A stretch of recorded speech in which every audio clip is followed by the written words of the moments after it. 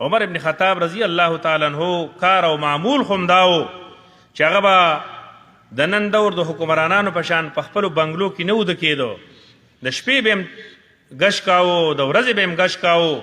ځکه خو موږ غواړو او دا وایو چې دا مشکلات به هله ختمیږي چې په دې وطن کې د هغه چا حکمرانی راشي او هغه چا ته اقتدار میلاو شي چې د الله نه یریدونکي.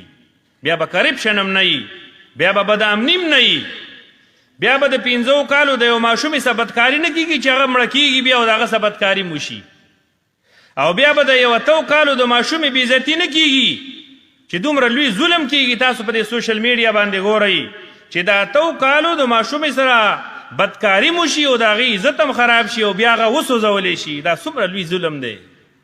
ځکه موږ وایو چې دا مشکلات به عزتمندو هله حل کېږي چې دا ملک د دې ملک نظام او اختیار او اقتدار د هغه چا په لاس کې راشي چې د الله نه ویریدونکي. نو عمر ابن خطاب رضی الله تعالی عنہ د شپې ګش کوي، یو کور کې خبرې کېدې. نو عمر ابن خطاب رضی الله تعالی عنہ ودرېد چې د کور کې څه خبرې کېږي، چاته څه تکلیف دی.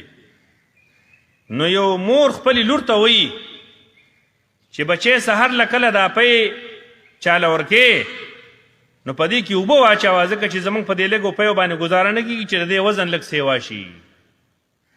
نو هغه لور وایي مورې داسې مه کوه او داسې مه وایه، ځکه چې خلیفه عمر ابن خطاب پابندي لګولې ده چې په هېڅ شي کې به ملاوټ نه کې، ملاوټ به نه کې.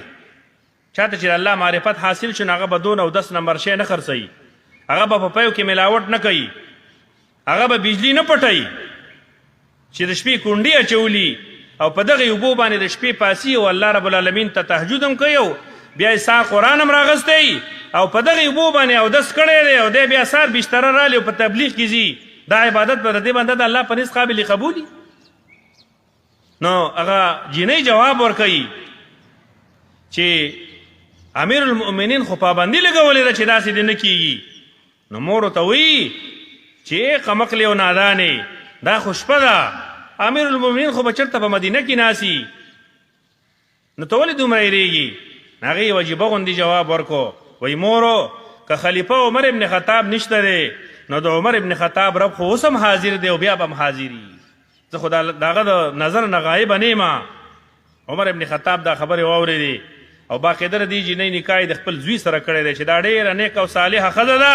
زه داسې یو انګور غواړم، ما ته داسې انګور ضرورت دی چې هغه ملاوټ نه کوي.